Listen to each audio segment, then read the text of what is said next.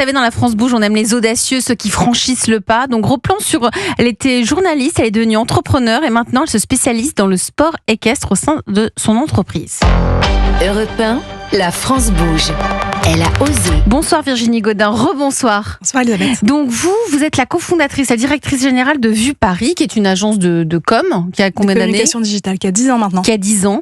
Et si vous êtes parmi nous ce soir dans la France Bouge, c'est parce que vous êtes une cavalière. Vous avez un parcours un peu particulier, puisque vous êtes devenue cavalière, je crois qu'autour de 18-20 ans, vous avez commencé ? Absolument, moi je suis pas du tout issue d'un univers équestre, donc pas du tout familière de cet univers-là, et j'ai commencé à monter effectivement extrêmement tard. J'ai découvert les chevaux adolescentes, et j'ai dû attendre de commencer ma carrière et de commencer à travailler pour pouvoir me payer un cheval ou en tout cas des cours d'équitation. Et donc j'ai commencé très tard. Et depuis, j'ai beaucoup travaillé pour rattraper un peu mon retard. Vous avez fait quoi comme études ?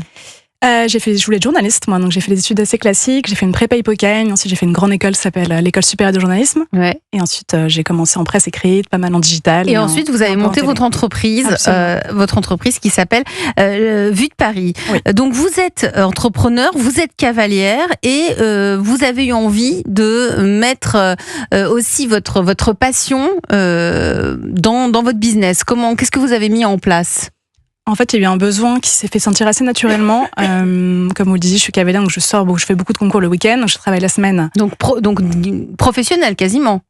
Je sors de mon niveau amateur élite, donc c'est des belles compétitions, mais ça reste un loisir pour moi. Mm-hmm. Mais néanmoins, effectivement, je fréquente cette filière-là de très près, et donc il y a un besoin assez naturel qui s'est fait sentir auprès des organisateurs de concours, aussi bien auprès des cavaliers, aussi bien des marques.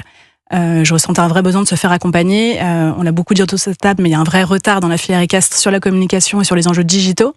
Donc les cavaliers, un petit peu par la force des choses, sont devenus des créateurs de contenu, des influenceurs comme on pourrait les appeler aujourd'hui. Il y en a beaucoup sur le marché, des influenceurs cavaliers il y en a de plus en plus. Qui racontent. Il y en a de plus en plus. Ouais. On a beaucoup dit aussi aujourd'hui, c'est un métier, c'est une passion, l'équitation, donc qui fédère énormément. Donc évidemment, il y a énormément de personnes et de plus en plus qui partagent cette passion-là sur leurs réseaux sociaux.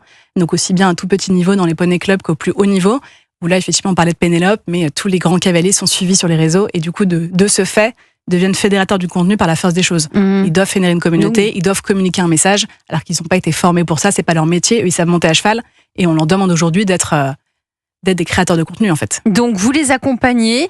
Comment réagissent-ils ? Comment on vous voit venir ? Est-ce que vous avez maintenant pu développer votre projet, cette entité-là de votre entreprise ? Alors ce département est tout récent, mais je pense que... C'est-à-dire tout récent ? Ça fait quelques semaines qu'on l'a officiellement inauguré. C'est tout jeune. Ça fait quelques années en réalité qu'on accompagne les concours et que c'est une toute petite partie de mon activité, mais c'était plus effectivement ce côté un petit peu passion. Aujourd'hui, c'est les structuré au sein d'un véritable département qu'on a appelé V Equestrian, et donc qui combine 3 divisions. Une division cavalier, donc qui sont les créateurs de contenu, les talents. Une division marque, donc marque hors équestre et équestre. Donc peut-être Rekia, qui sait.